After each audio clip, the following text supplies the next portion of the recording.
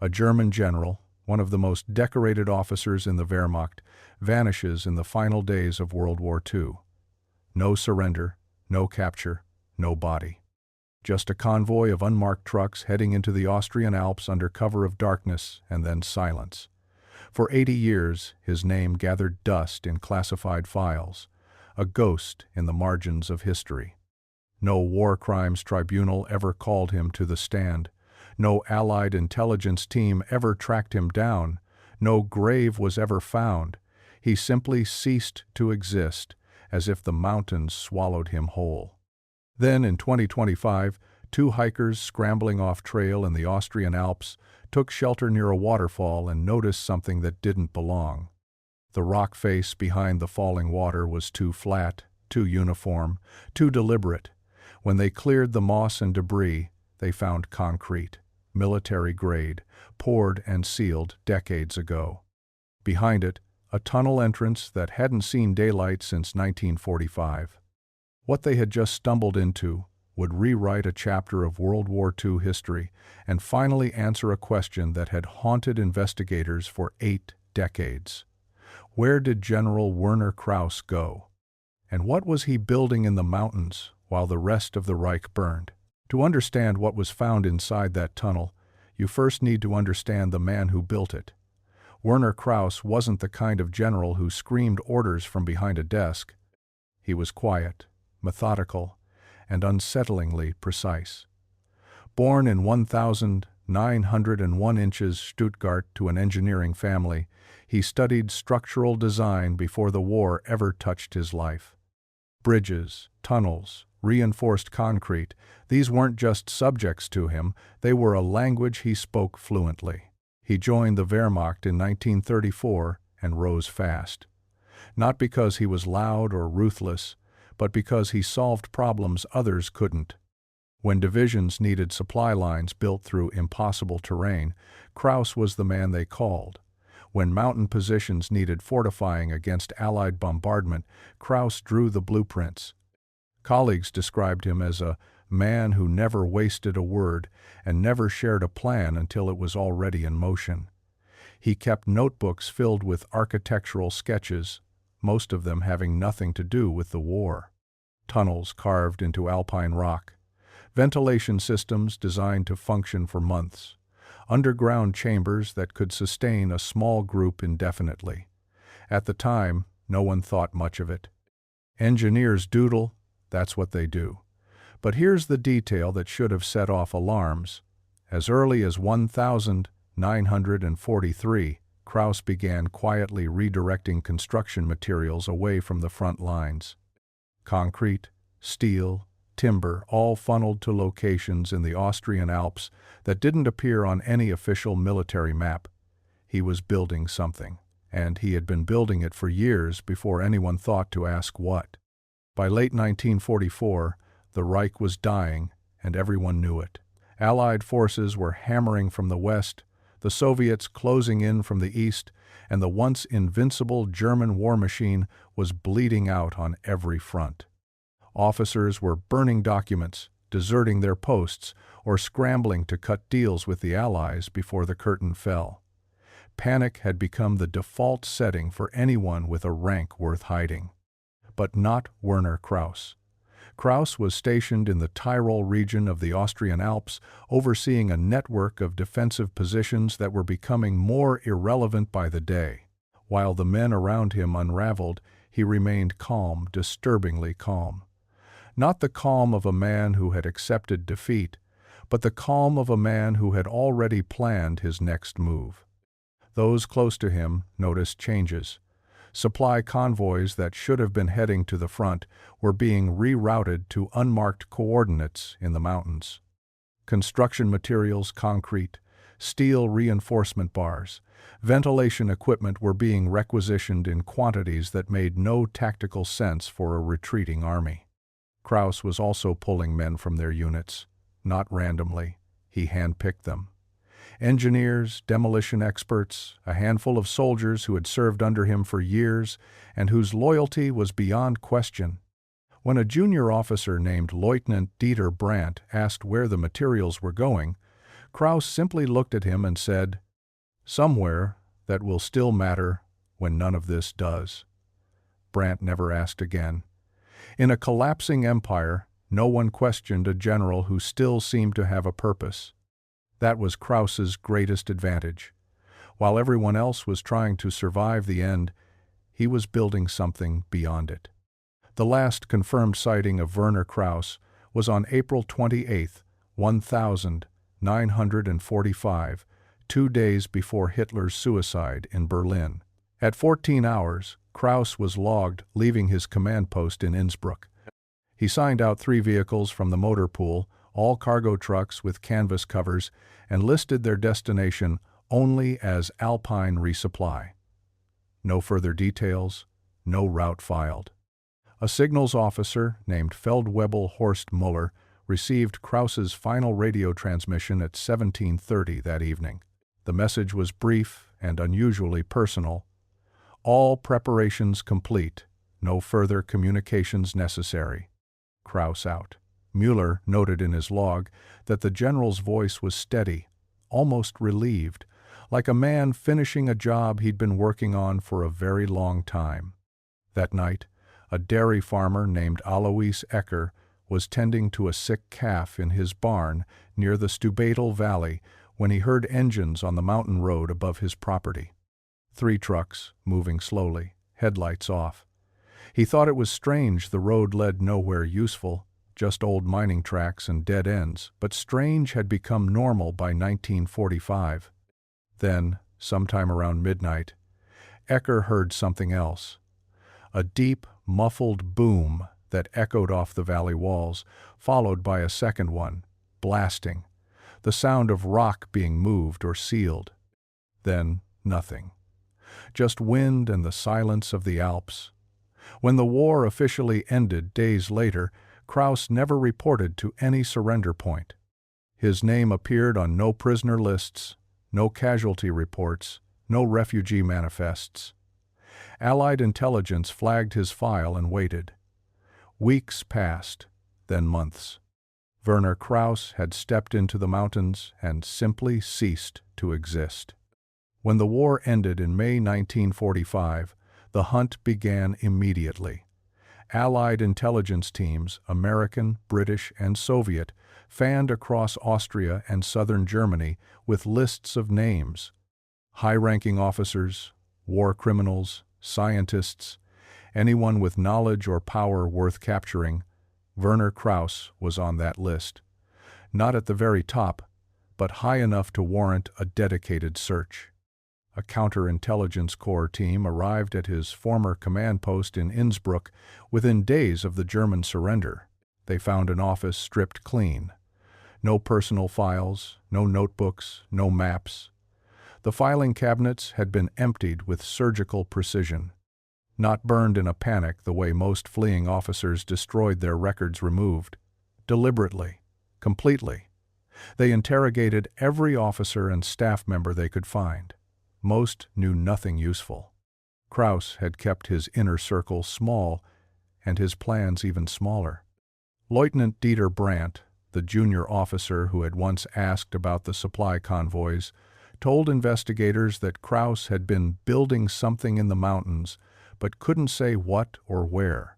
Feldwebel Muller handed over the radio log with Kraus's final transmission, but it offered no coordinates, no destination. The CIC team searched for 3 weeks. They checked surrender points, prisoner of war camps, hospitals, and morgues across the region. Nothing. They followed tips about a general hiding in a farmhouse near Salzburg. Wrong man. They investigated a rumor that Kraus had been shot by his own soldiers during a mutiny. No evidence. They chased a lead suggesting he'd crossed into Switzerland with forged papers. Dead end. By August 1945, the file was updated with a single notation that would remain unchanged for decades. Kraus, Werner, General Major. Status: missing, presumed dead or fled. Case inactive, pending new information. No new information ever came. The years turned into decades, and Werner Krauss slowly disappeared from history the same way he had disappeared from the Alps quietly, completely, and without anyone noticing. His name surfaced occasionally. A footnote in a 1962 book about missing Wehrmacht officers, a brief mention in a BBC documentary about the so-called Alpine redoubt, Hitler's rumored mountain fortress that never materialized. In 1978, a German journalist named Klaus Hartmann spent 6 months investigating Krauss for a magazine piece. He traveled to Innsbruck, pulled what few records existed, and interviewed elderly locals in the Stubaital Valley. What he found wasn't evidence, it was folklore, and that made all the difference. The old-timers told stories. Alois Ecker, the farmer who had heard the trucks and blasting in April 1945, was long dead, but his son remembered his father's account in vivid detail. 3 trucks, no headlights, 2 explosions at midnight. Other villagers added their own pieces. A woman named Gertrude Pickler claimed that in the summer of 1946, she saw lights flickering high on the mountain above the valley, not campfires, something steadier, like electric light visible for 3 nights and then gone forever.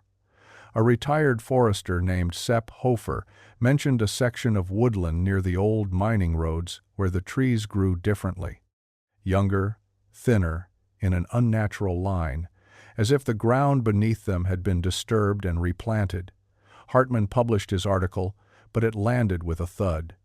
No hard evidence, no photographs, no coordinates. Just the ramblings of mountain villagers who'd been telling the same ghost stories for 30 years. The academic world ignored it.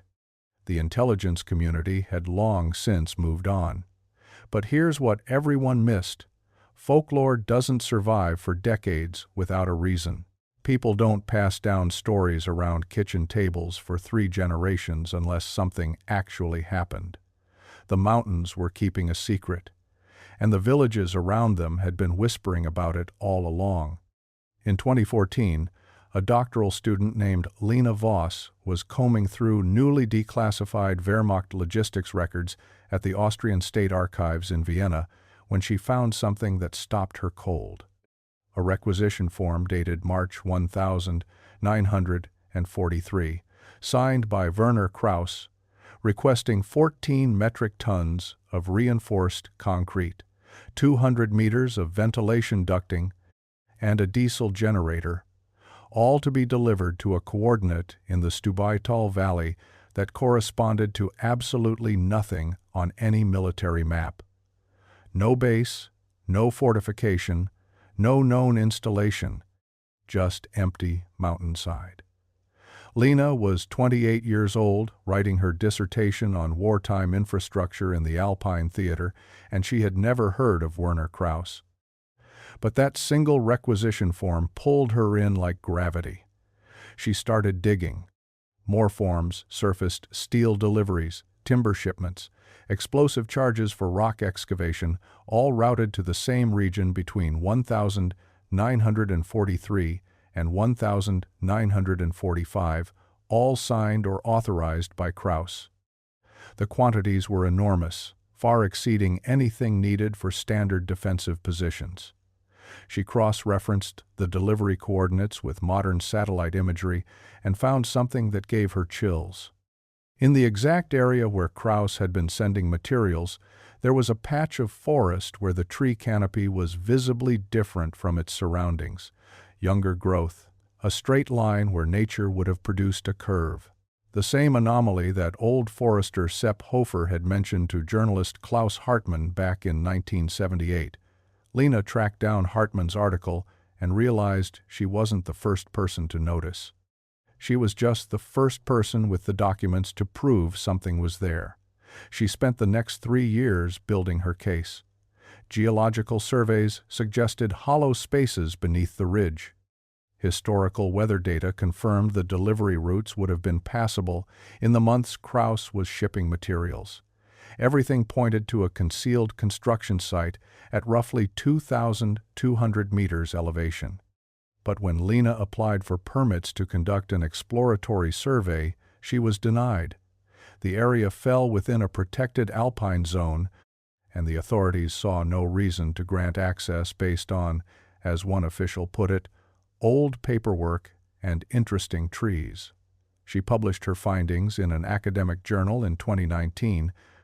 It was read by fewer than 400 people. Then she waited.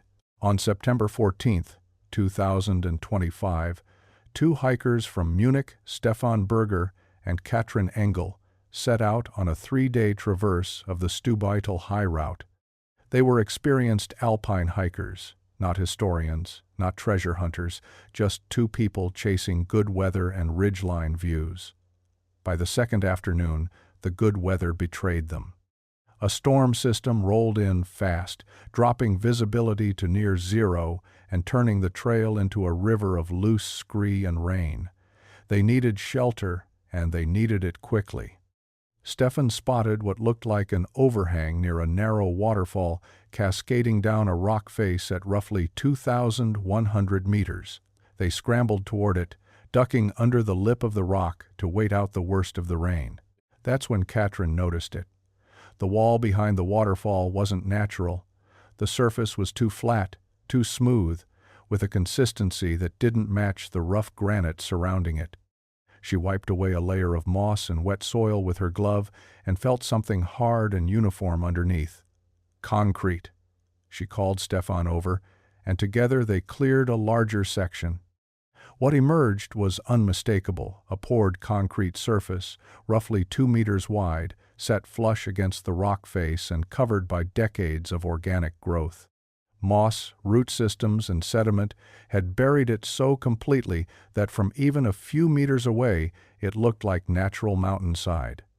Stefan took photographs, dozens of them. Close-ups of the concrete, wide shots showing the waterfall concealing the entrance, detail shots of what appeared to be a rusted steel frame embedded in the slab. They didn't try to break through. They didn't fully understand what they were looking at. That evening, back at a mountain hut with a Wi-Fi connection, Stefan uploaded the photos to an Alpine hiking forum with a simple caption, "Found something weird behind a waterfall in Stubaital. Old concrete built into the rock. Anyone know what this is?" Within 72 hours, the post had been viewed over 2 million times. And one of those viewers was Lena Voss. The internet did what the internet does. It exploded. Within days of Stefan's post, the photos had jumped from the hiking forum to Reddit, then Twitter, then mainstream news outlets across Europe. Amateur historians dissected every pixel. World War II enthusiasts overlaid the coordinates onto wartime maps. Conspiracy theorists spun theories ranging from Nazi gold vaults to secret weapons laboratories to underground cities built for the Fourth Reich. Most of it was noise. But buried in the noise was one comment that changed everything.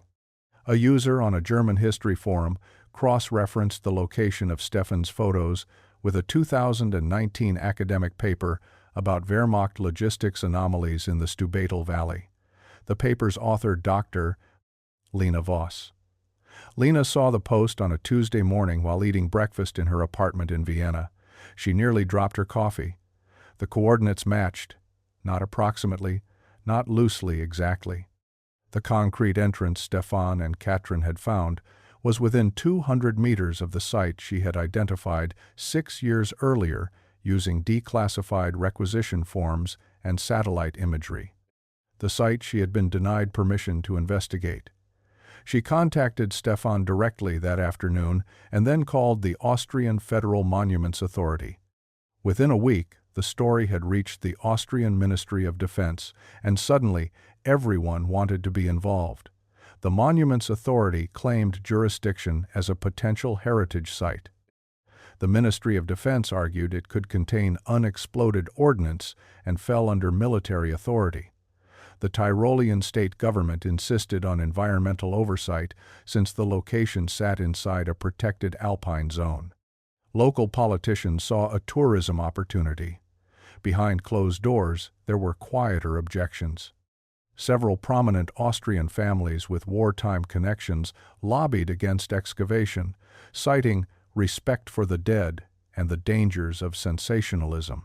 A retired intelligence officer told a journalist off the record that some doors in the Alps were sealed for a reason, but the momentum was unstoppable now. Too many people had seen the photos. Too many questions had been asked. On October 3, 2025, the Austrian government authorized a formal investigation and assembled a joint team to breach the entrance. Whatever Werner Krauss had sealed inside that mountain 80 years ago was about to see daylight. The team that arrived at the site on October 19, 2025, was unlike anything the Stubaital Valley had ever seen. 12 specialists, archaeologists, structural engineers, military historians, an ordnance disposal expert, and a forensic anthropologist airlifted by helicopter to a staging area 300 meters below the waterfall. Lena Voss was there too, not as team leader, but as an advisor. 6 years of research had earned her a seat at the table, even if some of the older academics still treated her theory with polite skepticism. That skepticism didn't last long. When engineers removed the remaining overgrowth and fully exposed the concrete slab, the room went quiet. This wasn't improvised. The slab was 40 centimeters thick, poured in a single continuous pour with steel reinforcement bars spaced at precise 1-5 centimeter intervals, the exact specification Krauss had learned as a structural engineering student in Stuttgart decades earlier. The concrete had been color-matched to the surrounding granite using aggregate mixed with local stone dust. From more than 5 meters away, even with the vegetation removed, it was nearly invisible. Behind the slab, they found a steel blast door, rusted but structurally intact, set into a frame that had been bolted directly into the mountain rock. The ordnance team spent 2 full days scanning the entrance for booby traps. They found 3. 2 tripwire mechanisms connected to degraded explosive charges that had lost their potency decades ago, and a pressure plate beneath a false floor panel just inside the threshold. All were carefully neutralized. Whoever had sealed this entrance hadn't just wanted to hide it, they'd wanted to make sure that anyone who found it uninvited wouldn't survive the discovery. On October 21st, the blast door was cut open. The air that escaped was cold, stale, and carried a faint mineral smell, the breath of a space that had been sealed since 1945. Beyond the door, a narrow tunnel stretched into darkness, roughly 2 meters wide and just over 2 meters tall, the walls lined with poured concrete and fitted with rusted conduit pipes that had once carried electrical wiring. The floor was smooth, poured level, with shallow drainage channels cut along both sides. This wasn't a cave someone had crawled into. This was an engineered facility built to last. Lena stood at the entrance and stared into the darkness.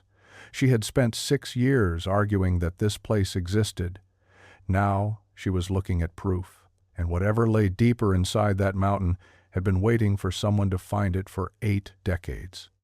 The tunnel ran 47 meters into the mountain before it opened into something no one was fully prepared for.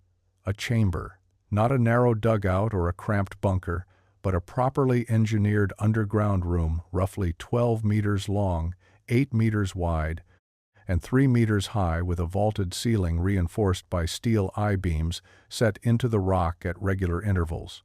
The walls had been poured smooth and painted with a gray-green wash that had faded but not peeled.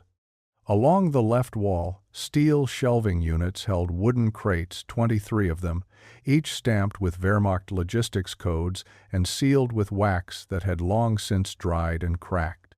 Along the right wall, a workbench with drafting tools still laid out as if someone had stepped away for lunch and never come back.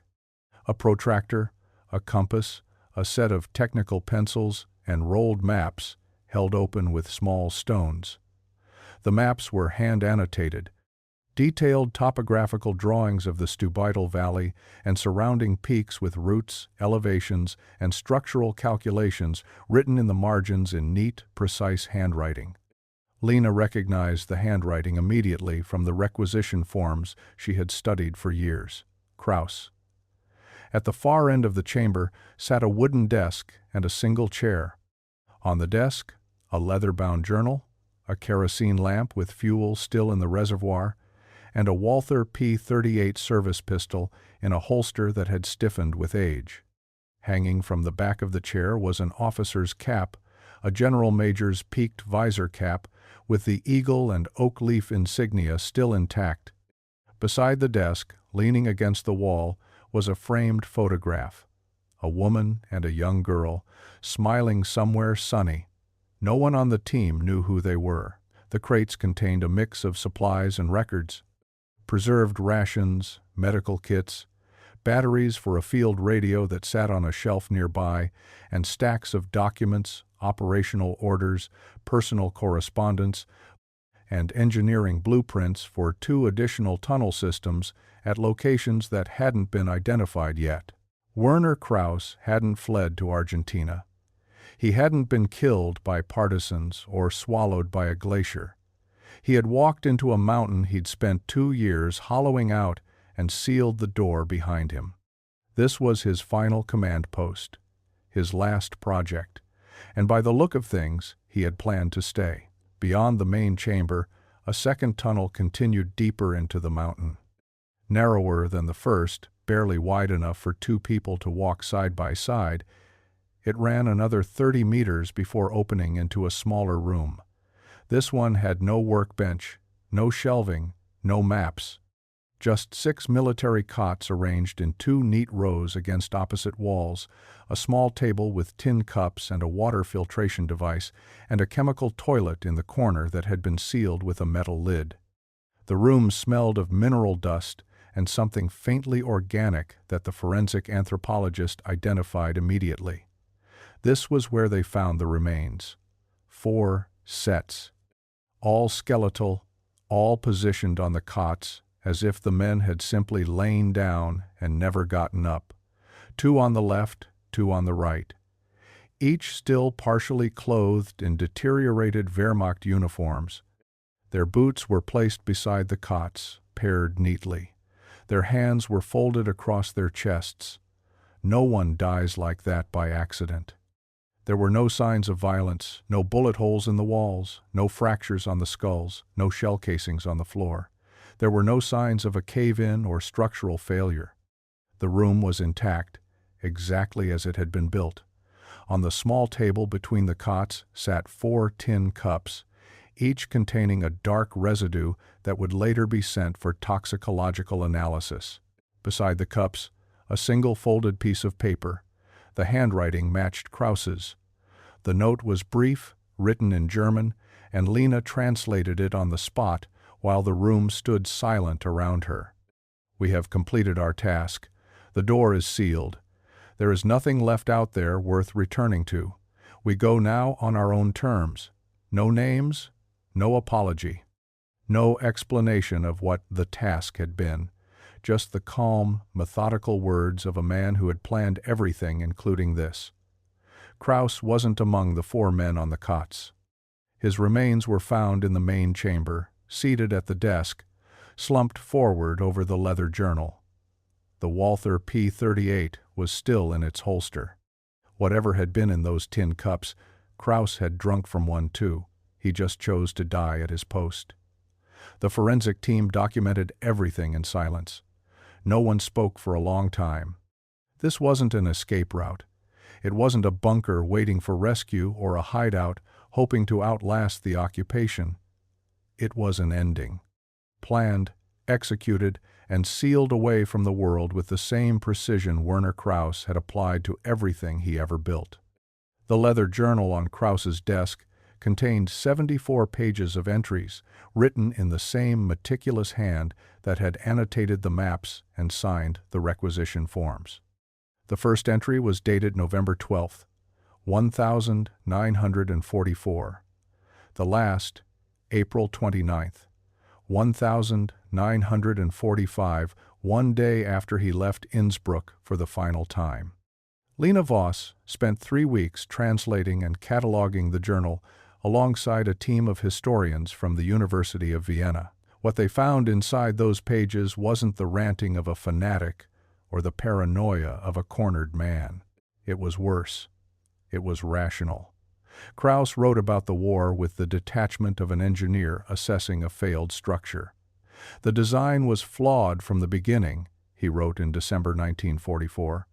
Not the army, not the strategy, the premise. A 1,000-year Reich built on a foundation that couldn't survive a decade. I saw the cracks in 42. By 43, I knew it was finished. He didn't write about ideology. Not once across 74 pages did he mention racial doctrine, the Führer's vision, or the cause. What he wrote about was legacy, specifically his. The journal revealed that Krauss had conceived the tunnel project not as a military installation, but as a personal vault, a place to preserve what he considered the most important engineering and architectural records of the German mountain warfare program.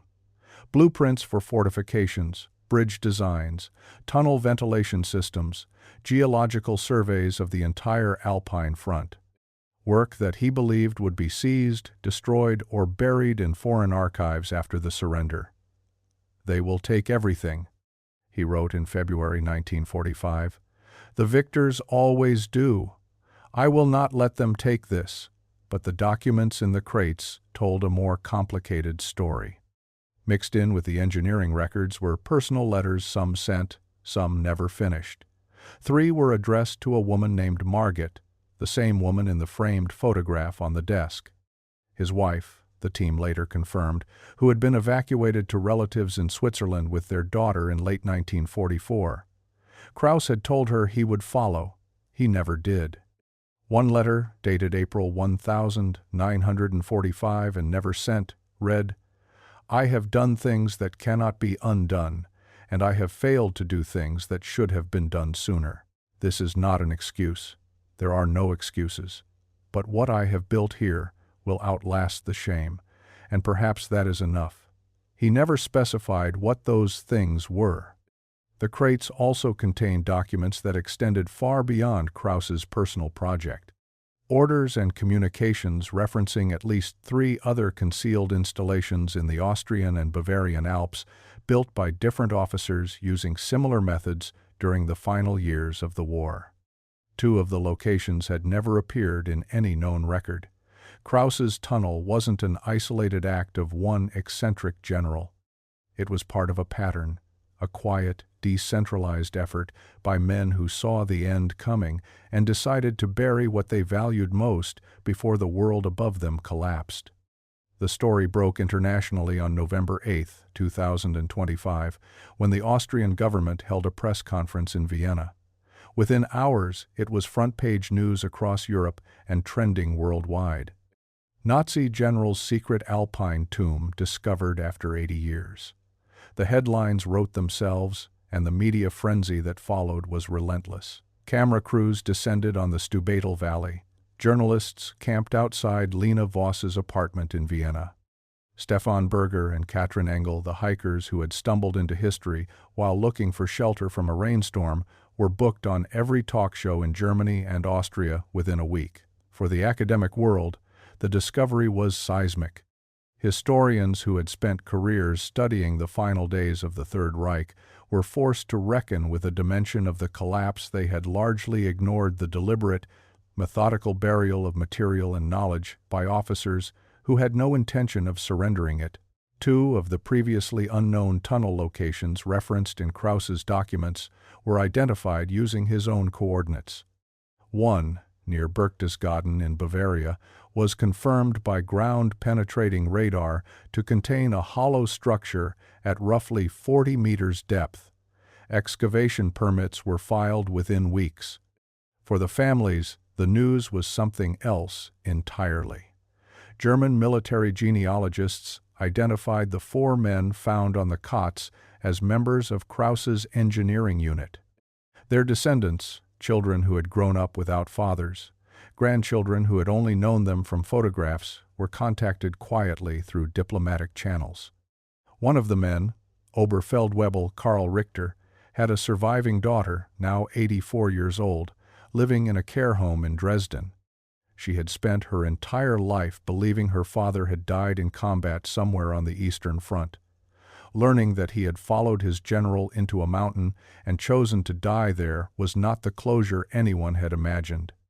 The village of Neustift im Stubaitel, which had been whispering about strange lights and sealed mine entrances for 3 generations, responded with a mixture of vindication and unease. Gertrude Pichler's granddaughter told a reporter, "My grandmother told everyone about the lights on the mountain. They called her a crazy old woman. She wasn't crazy. She was right." But not everyone celebrated. Within weeks of the announcement, opposition emerged from unexpected corners. Austrian veterans groups argued that the site should be sealed again and left undisturbed as a grave. Several historians cautioned against turning the tunnel into a spectacle, warning that detailed media coverage risked glorifying Krauss and romanticizing what was ultimately a story about men who served a genocidal regime. An editorial in Die Zeit posed the question bluntly: at what point does historical discovery become historical worship? Werner Krauss was not a hero.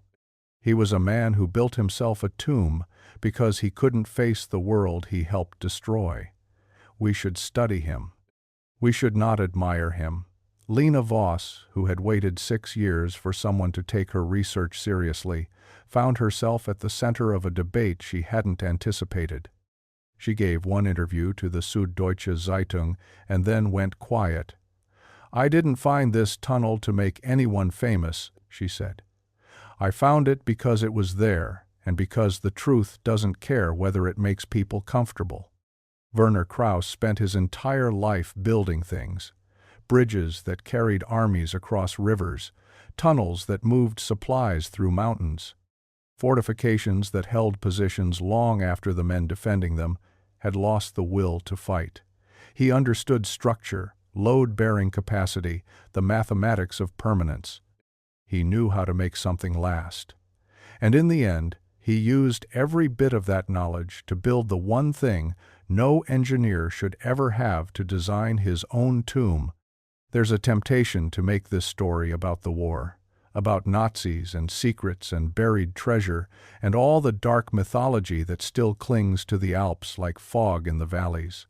But that misses the point. This is a story about a man who couldn't face what was coming. Not the enemy, not punishment, not even shame, but irrelevance. Krauss saw a world forming after the war, in which everything he had built, everything he had poured himself into, would be dismantled, catalogued by foreign hands, or simply forgotten. So, he did what he had always done. He made a plan, he executed it with precision, and he sealed the door behind him. The 4 men who followed him inside did so willingly. That's perhaps the most unsettling part. Not that Krauss chose to die in the mountain, but that he wasn't alone. 4 men looked at what the world had become, looked at what their general was offering a quiet ending on their own terms, and decided it was better than whatever waited outside. They folded their hands. They placed their boots beside their cots. And they drank from tin cups in a room no one would find for 80 years. The mountains kept the secret the way mountains always do, patiently, indifferently, without judgment. The Alps don't care what you bury inside them. They don't distinguish between a time capsule and a coffin. They simply hold what is given to them and wait. The waterfall kept falling over that concrete slab through every season for 8 decades. Snow covered it each winter and melted away each spring. Hikers walked within meters of it and never looked twice. The entrance was there the entire time, hidden in plain sight, waiting for the one afternoon when the weather turned bad enough to push 2 strangers close enough to notice what everyone else had missed. Lena Voss once said that the Alps are full of doors that nobody knows are there. She meant it literally, but there's something deeper in that observation. Every wilderness holds its secrets. Olympic National Park held Jacob Gray on a ridge for a year before biologists found him. Death Valley kept the German family for 13 years before two amateur investigators walked the route no professional had considered. And the Austrian Alps held Werner Krauss for 80 years behind a waterfall that never stopped flowing. The wilderness doesn't hide things because it's cruel. It hides things because we stop looking. We move on, we close files, we label cases inactive and redirect our attention to the living. But the mountains don't move on. They stand exactly where they've always stood, holding everything we've left inside them, waiting with the kind of patience that only geology possesses. On the day the blast door was cut open, the team described a rush of cold air escaping from inside the tunnel. Air that had been sealed in that chamber since April 1945. It moved through the entrance, past the waterfall, and into the open sky for the first time in 8 decades, carrying with it the stale breath of 5 men who had chosen to disappear, the dust of blueprints that were never meant to be found, and the faint, lingering weight of a war that ended on paper but never quite finished settling into the earth. The tunnel is open now, the wind moves through it freely. But if you stand at the entrance on a quiet evening, when the waterfall softens and the valley goes still, you can almost feel it, the mountain exhaling something it held for a very long time. Not a secret anymore, just the truth. And the truth, once it finds daylight, never goes back underground. This story was brutal, but this story on the right-hand side about the German general is even more insane.